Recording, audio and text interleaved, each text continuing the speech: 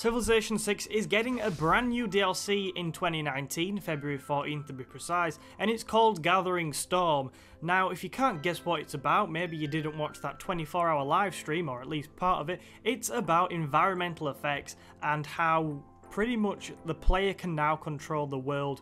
The map's going to be so much more fluent and dynamic, and the world around you is going to change more than it ever has done before. It's a brand new sort of venture for Civilization, really.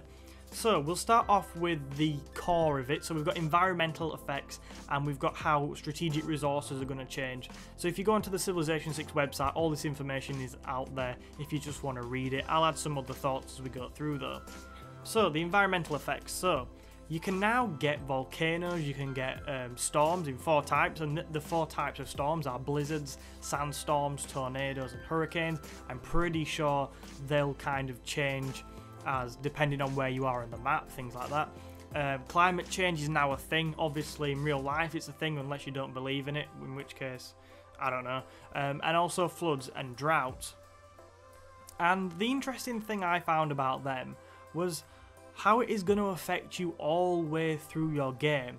From settling your city to building districts, you're going to have to think about, is it worth it? Could my units get destroyed? Could my city get damaged by a flood? And at some point you are going to be affected by a number of these, which is pretty cool, and I like it because it adds a brand new layer to the game, which is different. At least with a DLC we're going to get something massive, which is it might have been worth that 24-hour wait. Another interesting point on the environmental effects is that Ed Beach, I think he's the lead designer on Civilization 6, suggested, and he said basically that certain civilizations are going to have bonuses in regards to the environmental effects. Now the example he gave on the live stream was that Russia will have bonuses in regards to blizzards, because of obviously the history of Russia and how when people have invaded Russia they've been hurt by blizzards, but when Russia's been defending itself and blizzards and the winter has come, the Russians seem to thrive and always end up winning out. So an enemy in Russia, I think it is, an enemy attacking in Russia, if it's hit by a blizzard, I think it takes like double damage or something. It takes a lot of damage, but Russian troops will be immune to it, so that's pretty sweet, and it just shows how the civilizations will kind of interact with that.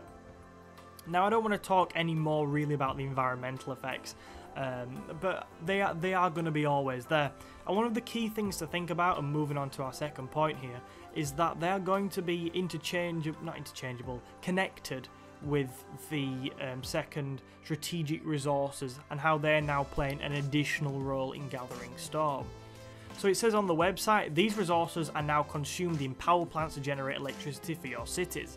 Initially you'll be powering your most advanced buildings by burning carbon-based resources like coal and oil, but renewable energy sources also unlock as you progress to the current day technologies.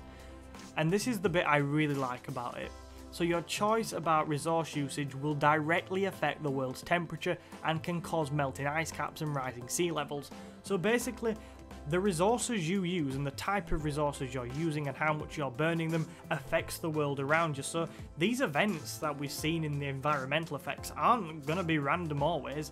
The more kind of carbon dioxide you put into the world, the more likely you are to have a bad event. And also, one of the things I really like about that is the rising sea levels, because that, I don't think we've ever had that, and it's going to lead to things like new passageways appearing for ships as we go into the game, and obviously land disappearing. You could lose a lot of land if you're unfortunate. I think one final thing I want to mention on the key point is that when you're settling a city, you will be alerted to the dangers of settling there. So if it's near a volcano, it's going to tell you you're settling a city near a volcano. If you're near some floodplains, it's going to tell you. So that's pretty cool. And actually, I'll add one more point, and I really think this is important. You can actually alter at the start of the game, you can alter the scale of how serious you want these events to be and how frequently you want them to occur. So it pretty much goes from 1 to 5. I think it's 1, very few of these events are going to occur, and 5, it's going to be absolutely total chaos. So I think that's pretty nice on that. Okay, so that's the basic premise of it, or how I've interpreted it. If you think I've missed anything incredibly crucial, and please do let me know in the comments, and I will pin your comment if it's really important, which I probably will have. Anyway, we're going to move on now, and we're going to talk about some of the other things which I've got on this little summary here from the Civilization 6 website. So we've got engineering projects. So shape the world around you, around your empire, to overcome unfavourable land conditions by making improvements like canals, dams, tunnels, and railroads. So these are new. These are new, and they're going to help you kind of change the world around you even more. So there's some pretty big changes in this DLC. What I really like about this is the canals and the dams bit about it. Is so if you're near floodplains, and we see in the real world with the Netherlands, if you're going to be able to build a dam as we advance technologically through the game to protect yourself against rising sea levels, things like that. So that's pretty sweet. I'll be very interested to see how that works. Let's have a look. When settling cities, consider the flood risk to coastal lowland areas, but keep in mind that in the late game, new technologies like flood barriers, as we're kind of discussing with dams, things like that, can be used to protect these tiles. So yeah, it's going to change, but there's also things you can do about it, much like there is in the real world. A big bonus to this DLC, and a lot of people have asked for it and sort of speculated about it, because we've had this DLC rumoured for quite a while with, I think it was like Polynesia, something like that. But we're getting the World Congress back, which is really nice. Now, I have some notes on the World Congress, which I should probably read, because as a sad git, when we were kind of watching this live stream, I made notes. So, the World Congress. So this actually is going to link to the emergency system in Rise and Fall. Everybody, I think, gets one vote, but a lot of the other votes and the influence you have in the World Congress will now depend on diplomatic favour. Now, diplomatic favour will be able to be gained by alliances, being Caesarians of people, and keeping your word. So your kind of diplomatic favour can, from the sounds of it as well, be used to influence major decisions later on in the game, and you can kind of, you don't want that civilization to get something passed, you can call in a load of diplomatic favour, things like that. Obviously, with the introduction of the World Congress, we have the return of the diplomatic victory, which is pretty nice. I look forward to going for that. And a couple of other things I've got noted down here, but I think we might come back. In fact, we'll come back to them later. We've talked very briefly about the World Congress, but it also links to the emergency system, like I said. If you have a big flood, I think it brings up an emergency, things like that, and you can choose to give aid, which also brings in diplomatic favour. So it's all going to interact, but it's nice to see the World Congress back. Another point, so we're now getting the 21st century technologies and civics. A new era has been added to the technologies and civics tree, so there's a brand new era in Civilization 6. Combat new environmental effects with speculative ideas such as relocating your population out of the seasteads, which is interesting, and developing technologies to recapture carbon emissions. So again, we don't know much about this new era. From the live stream, it sounds like it's going to be a little bit more free and less structured than the previous ones, because obviously every era up until to present day is history. But because we don't know in real life what happens in the next era sort of thing, they can't map it, so it's going to be very dynamic. We don't know too much about that though. Obviously we'll learn more as it goes on. A couple of new scenarios, so there's the Black Death and there is War Machine. So the Black Death is about the Black Death, which ravaged Europe and Western Asia in the mid-14th century, and it killed an absolutely load of people. And it's absolutely awful. I mean, I'm a history student, and sometimes you kind of think about reading documents, but apparently some of them have Black Death on them, which, ugh, no, don't want to read that. And the other scenario is War Machine, and it's about World War One. But I'm not going to go into that anymore now. It's on the website, you can go and read that, and I'm sure we'll learn more as we get closer to release.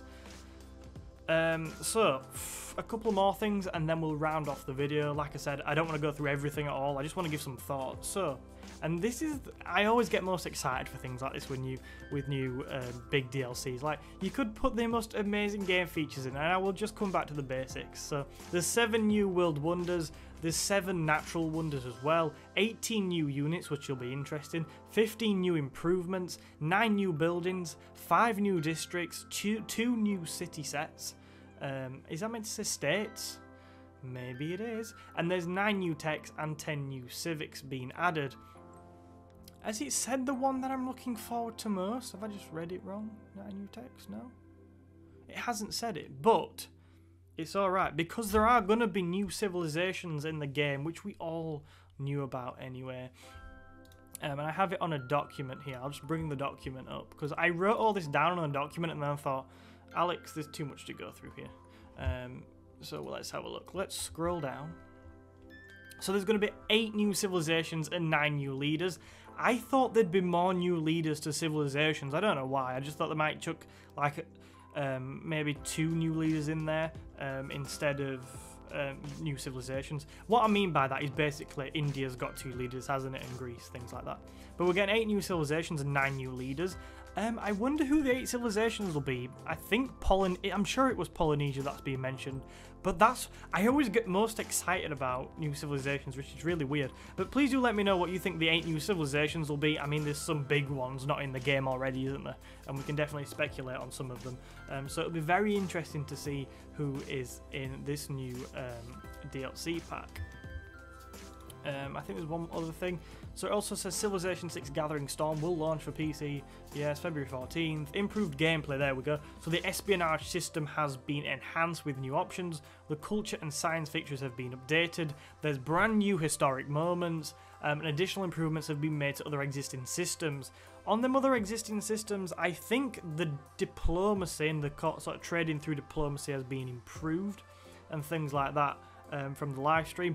One final thing I want to talk about, and it's not on this little summary page on the website, although there is other information which I've not properly read yet, is the brand new look we saw in the gameplay, because in the live stream they showed some gameplay, and my god, the tweaks they've made to that map, it makes it look absolutely stunning. I'm hopefully will have put some on this video, but just go and watch it if not, because it looks really cool. I like the new kind of tags for like the river and for the Thames River, because they play as England. That's really sweet. Another thing is they finally got the English border colours right. Like, yay. Definitely too dark before, but it's a much lighter red now. Also, civilizations are going to have multiple jerseys. Or, if you're American, that makes sense. If you're English, it's like football teams have multiple football kits, or soccer teams if you... yeah, multiple soccer kits. So if there's a civilization with a colour like same colour borders, you're probably going to change a little bit. So that's quite interesting, not a big deal. And yeah, this expansion pack is going to alter a number of the civs. If you go on the internet, I'm sure it'll be there with Victoria's new updated bonuses, things like that. So very quickly, just to kind of conclude, this is going to probably be the most interesting DLC pack. Yeah, I'm not saying it's going to be the best or whatever. I just think because it changes the map, which is something I'm not used to in Civilization, it's going to be the most interesting. But I'm really keen to hear your thoughts down in the comments. We know it's coming to PC. I don't know if I've said in this video, but I doubt it's coming to Switch on February 14th, but who knows, maybe a little surprise is all. So yeah, thank you for watching this. If you have enjoyed and want to see our coverage of Civilization 6 and the new DLC, make sure you hit the like button and subscribe. As the Civilizations come out as well, I'll do kind of historical looks as I did for the previous ones. So if you're looking forward to learning more about the civs, make sure you let me know down in the comments. Or go and check out our previous videos where we looked at the history of civs like the Georgians, of the Zulus, things like that. So thank you for watching, and I will see you in another video soon.